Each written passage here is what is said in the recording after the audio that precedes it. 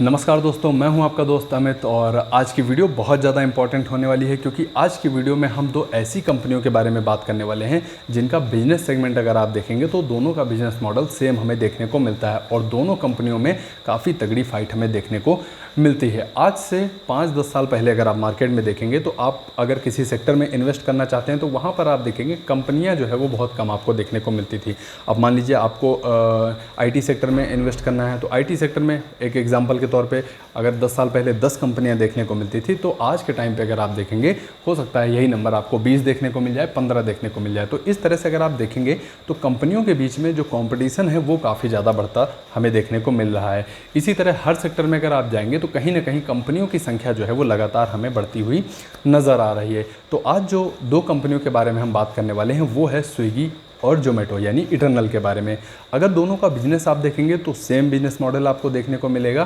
तो इसी वजह से जो इन्वेस्टर होता है वो काफ़ी कंफ्यूज होता है क्योंकि थोड़े समय पहले जब स्विगी की लिस्टिंग हमें नहीं देखने को मिलती थी तो उस समय पे अगर आप देखेंगे जिसको इन्वेस्ट करना होता तो फिर उसके पास एक ही ऑप्शन देखने को मिलता था, वो था जोमेटो। लेकिन आज के टाइम पे आप देखेंगे तो दोनों कंपनियां जो हैं वो लिस्टेड हैं और दोनों कंपनियां जो है इस सेगमेंट की टॉप लीडर देखने को मिलती हैं।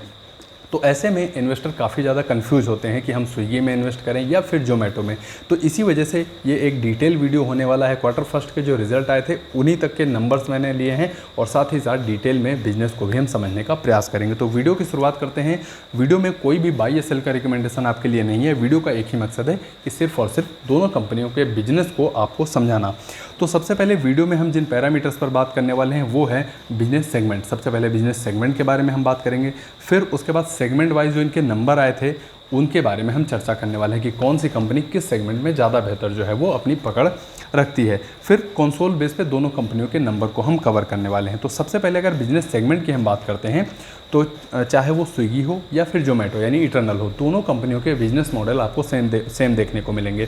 फूड डिलीवरी हो गया, जो क्विक सर्विसेज वाला हो गया यानी क्विक कॉमर्स का बिजनेस इनका हो गया जैसे कि ब्लिंकिट का हो गया, इसके अलावा स्विगी इंस्टामार्ट का हो गया। साथ ही साथ गोइंग आउट का जो बिजनेस है वो भी हमें दोनों कंपनियों में सेम देखने को मिलता है। लेकिन नंबर्स अगर आप देखेंगे तो दोनों कंपनियों के नंबर जो है वो अलग अलग देखने को मिलते हैं और इस रेस में कौन सी कंपनी आगे निकलती है वो वीडियो के लास्ट में आपको पता चलने वाला है।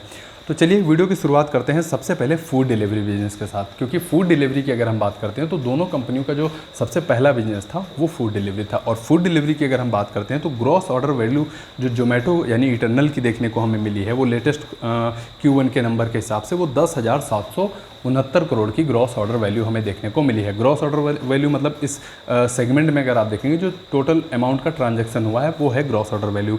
अब ग्रॉस ऑर्डर वैल्यू आपने देखा 10,769 करोड़ देखने को मिली है और वहीं ग्रॉस ऑर्डर वैल्यू स्विगी की अगर आप देखेंगे तो लगभग 8,086 करोड़ हमें देखने को मिली है। यानी नंबर के हिसाब से आपको जोमेटो आगे देखने को मिलेगा। लेकिन ग्रोथ की अगर हम बात करते हैं तो ईयरली बेसिस पे फूड डिलीवरी बिजनेस में जोमेटो की ग्रोथ जो रही है वो 16% की देखने को मिली है। लेकिन स्विगी की अगर आप देखेंगे तो लगभग 18% जो है वो ईयरली बेसिस पे ग्रॉस ऑर्डर वैल्यू इनकी बढ़ती हुई नज़र आई। तो ग्रोथ अगर आप देखेंगे तो यहाँ पर स्विगी की ग्रोथ ज़्यादा तेज़ हमें देखने को मिली है। फिर फूड डिलीवरी बिजनेस से रेवेन्यू कंपनी ने कितना किया है तो जोमेटो यानी इटरनल की अगर हम बात करते हैं तो लगभग 2657 करोड़ का रेवेन्यू जो है वो किया है इटरनल ने। और अगर साल दर साल इसकी ग्रोथ आप देखेंगे तो 18% की ग्रोथ जो है वो रेवेन्यू में हमें देखने को मिली है फूड डिलीवरी की।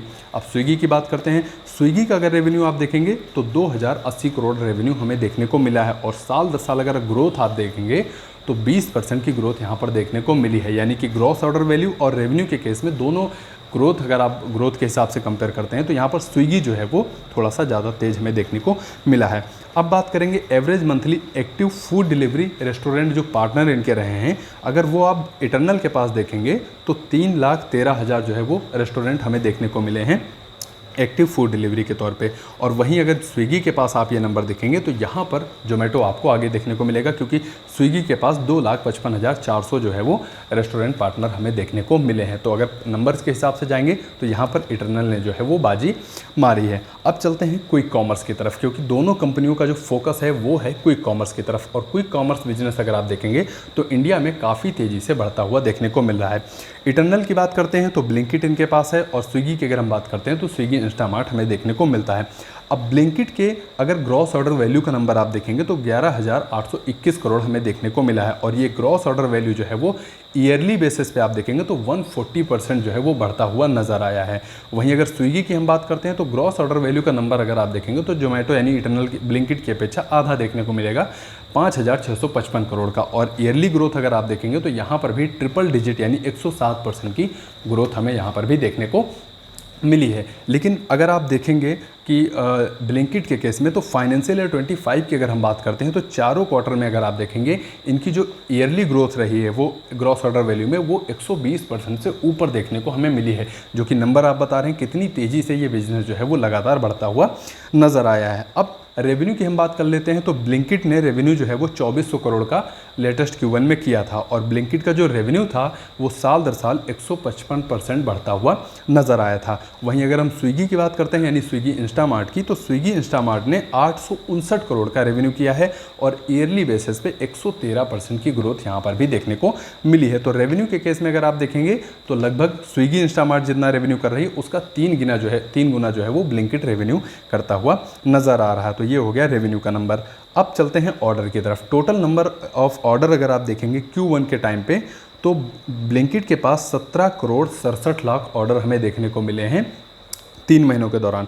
वहीं स्विगी के पास अगर आप ये नंबर देखेंगे तो यहाँ पर भी नंबर आपको लगभग आधा देखने को मिलेगा, 9.2 करोड़। यानी कि आप देखेंगे Q1 के जो नंबर रहे हैं उसमें से यहाँ पर भी ब्लिंकिट ने जो है वो बाजी मारी है। तो इस तरह से ब्लिंकिट के केस में और स्विगी इंस्टामार्ट के केस में अगर आप नंबर देख रहे हैं तो अभी तक जो पैरामीटर्स रहे हैं ब्लिंकिट ने बेहतर जो है वो ग्रोथ दिखाई है, साथ ही साथ रेस में ब्लिंकिट आपको आगे देखने को मिलेगा। इसके अलावा फिर आप देखेंगे एवरेज मंथली एक्टिव राइडर्स की अगर हम बात करते हैं तो ब्लिंकिट के पास 2,43,000 जो है वो राइडर्स हमें देखने को मिले हैं।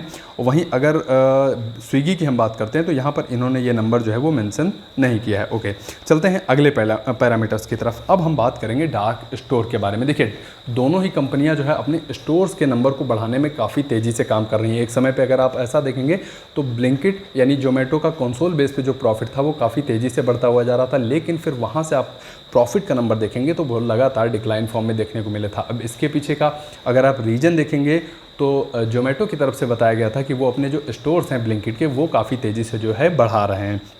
और पहले कंपनी का जो प्लान था फाइनेंशियल 26 यानी कि कैलेंडर ईयर, माफ़ कीजिएगा, कैलेंडर ईयर 26 तक दिसंबर तक अगर आप देखेंगे 2000 स्टोर पहुंचाने का था, लेकिन फिर कंपनी ने उस टारगेट को 1 साल पहले बढ़ा दिया, यानी कि दिसंबर 2025 तक 2000 स्टोर पहुंचाने का कंपनी का प्लान था, जिसकी वजह से जो इनका प्रॉफिट था वो लगातार कम होता हुआ नज़र आ रहा था। अब चलते हैं आगे और बात करते हैं टोटल स्टोर की। अगर हम ब्लिंकिट के पास बात करते हैं तो लगभग 1544 स्टोर हमें टोटल देखने को मिल रहे हैं Q1 के टाइम पे।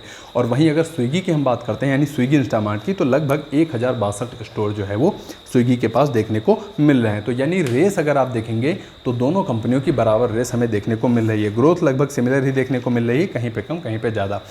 अब थर्ड सेगमेंट की तरफ चलते हैं, वो है गोइंग आउट, यानी कि अगर आपको बाहर जाना हुआ, अगर आप अपनी मनपसंद सीट बुक करना चाहते हैं किसी भी रेस्टोरेंट में तो वो कर सकते हैं। इटर्नल के केस में आप जाएंगे तो गोइंग आउट के थ्रू होगी, और वहीं अगर आप स्विगी की तरफ जाते हैं तो आउट ऑफ होम कंजम्पशन के थ्रू जो है ये नंबर आपको देखने को मिलेगा, या फिर आप वहाँ से ये ऑर्डर कर सकते हैं।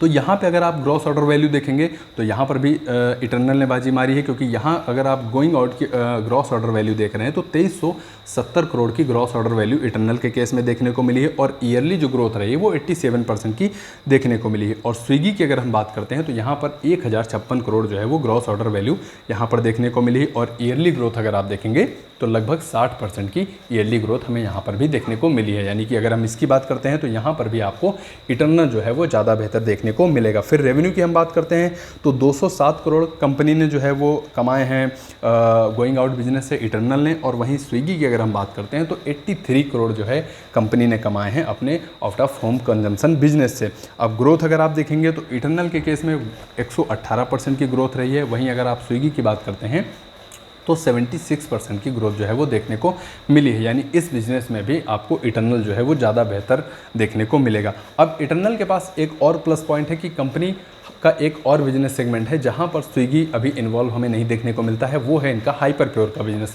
अगर हाइपर प्योर बिजनेस की हम बात करते हैं तो कंपनी का जो रेवेन्यू रहा है वो लगभग 2300 करोड़ के आसपास हमें Q1 में देखने को मिला है, जिसमें अगर ग्रोथ आप देखेंगे तो ईयरली बेसिस पे लगभग 90% की ग्रोथ देखने को मिली है। तो ये हो गया एक फुल कंपेयर जो है सेगमेंट वाइज। अब लास्ट में हम बात करने वाले हैं कंसोल नंबर की। अब कंसोल नंबर में हम देखते हैं कि स्विगी जीतता है या फिर जोमेटो यहाँ पर भी विनर देखने को मिलता है। तो स्विगी का अगर आप रेवेन्यू देखेंगे तो 5308 करोड़ के आसपास इनका रेवेन्यू हमें देखने को मिला है Q1 के टाइम पे, और रेवेन्यू का नंबर अगर Q ऑन Q बेस पे कंपेयर करेंगे तो 12% इनका रेवेन्यू बढ़ा है। वहीं अगर आप ईयरली बेसिस पे कंपेयर करेंगे तो 52% से जो स्विगी का रेवेन्यू है वो साल दर साल आपको बढ़ता हुआ नज़र आया है। इटर्नल की अगर हम बात करते हैं तो यहाँ पर 7563 करोड़ का कंपनी ने टोटल रेवेन्यू किया है, जिसमें ग्रोथ अगर आप देखेंगे Q ऑन Q बेस पे तो 22% की ग्रोथ देखने को मिली है। वहीं ईयरली बेसिस पे साल दर साल अगर आप नंबर देख रहे हैं तो 67% की ग्रोथ जो है वो देखने को मिली है साल दर साल। यानी कि ग्रोथ की अगर हम बात करते हैं तो जोमेटो यानी इटर्नल की ग्रोथ भी बेहतर रही है, चाहे आप क्वार्टरली देखिए या फिर ईयरली, और नंबर भी अगर आप देखेंगे तो स्विगी से ज़्यादा नंबर आपको देखने को मिलेगा। फिर चलते हैं लास्ट में प्रॉफिट की तरफ। प्रॉफिट की अगर हम बात करते हैं तो स्विगी ने इस क्वार्टर में आप देखेंगे 1197 करोड़ का लॉस किया है, और इस लॉस की अगर हम बात करते हैं तो Q ऑन Q बेस पे इनका लॉस 10% बढ़ता हुआ नजर आया है। वहीं ईयरली बेसिस पे इनका जो लॉस रहा है वो 95% लॉस इनका बढ़ता हुआ नजर आया है। लेकिन अगर हम चलते हैं इटर्नल की तरफ तो इटर्नल के केस में नंबर आपको थोड़ा सा बदला हुआ देखने को मिलेगा, क्योंकि इटर्नल ने 25 करोड़ का प्रॉफिट किया है, और ये प्रॉफिट अगर आप देखेंगे Q ऑन Q बेसिस पे 35% डाउन होता हुआ नजर आया है। वहीं ईयरली बेसिस पे 90% इनका प्रॉफिट जो है वो कम होता हुआ नजर आया है। और कंपनी की तरफ से प्रॉफिट कम होने का सबसे बड़ा जो रीज़न बताया गया है वो है अपने बिजनेस को ज़्यादा से ज़्यादा एक्सपेंड करना और काफ़ी तेज़ी के साथ जो है वो एक्सपेंड करना। उम्मीद करता हूँ ये वीडियो आपको ज़रूर पसंद आया होगा, क्योंकि दोनों कंपनियों को लेकर अगर आप भी कन्फ्यूज हैं तो ये वीडियो जो है वो सिर्फ आपके लिए था। अगर वीडियो पसंद आया हो तो वीडियो को लाइक करिए, कमेंट बॉक्स में आप अपना सुझाव भी दे सकते हैं। बाकी कमेंट बॉक्स में बताइए अगर आप किसी दोनों कंपनियों के बीच में कंफ्यूज हैं तो मैं उनका भी एनालिसिस कर सकता हूं। बाकी आपके कीमती समय के लिए आपका बहुत बहुत धन्यवाद। चैनल को अगर आपने अभी तक सब्सक्राइब नहीं किया है तो चैनल को आप ज़रूर सब्सक्राइब करके रखिए, क्योंकि आगे जो आने वाली वीडियो रहेंगी वो काफ़ी ज़्यादा इंपॉर्टेंट होने वाली हैं। अगर आप एक वेल एजुकेटेड इन्वेस्टर बनना चाहते हैं तो ये चैनल सिर्फ आपके लिए वीडियो प्रोवाइड कर रहा है।